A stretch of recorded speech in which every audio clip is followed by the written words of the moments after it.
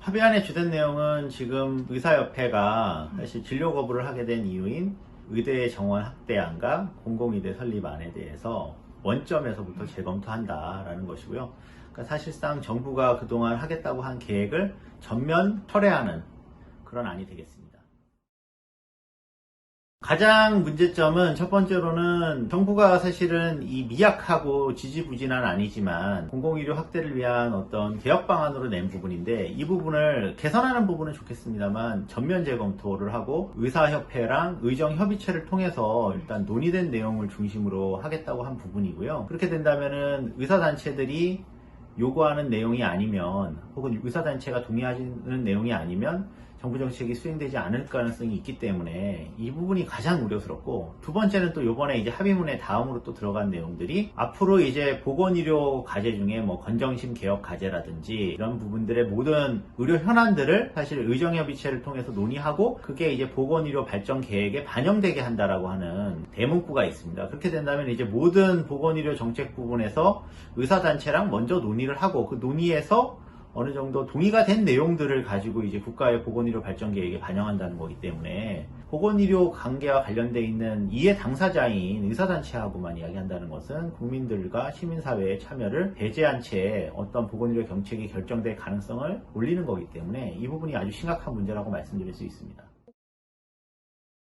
가장 중요한 부분은 한 나라의 보건의료 정책, 특히나 뭐 의사 인력 부분이라든지 아니면은 공공병원을 설립하는 이런 부분들은 시민사회와 함께 소통할 수밖에 없는 부분이고, 그리고 시민들의 문제이기도 하고 국민들의 문제이기도 하고, 그 외에 또 의사를 제외한 다른 여러 가지 직능과 사회복지, 장애인 복지 이런 부분하고 다 연계가 되는 것입니다. 그렇기 때문에 훨씬 더 광범한 어떤 공론화의 장이 필요한 것이죠. 그리고 그 공론화 장을 어떤 안건이나 내용을 이야기하기 전에 의사단체랑 먼저 상의한다라고 하는 부분은 상당히 절차상 부적절하다 이렇게 말씀드릴 수 있기 때문에, 해결 방안은 보건의료 발전을 기본적으로 전체적으로 조망할 수 있는 대규모 공론화위원회가 먼저 필요한 것으로 판단이 됩니다.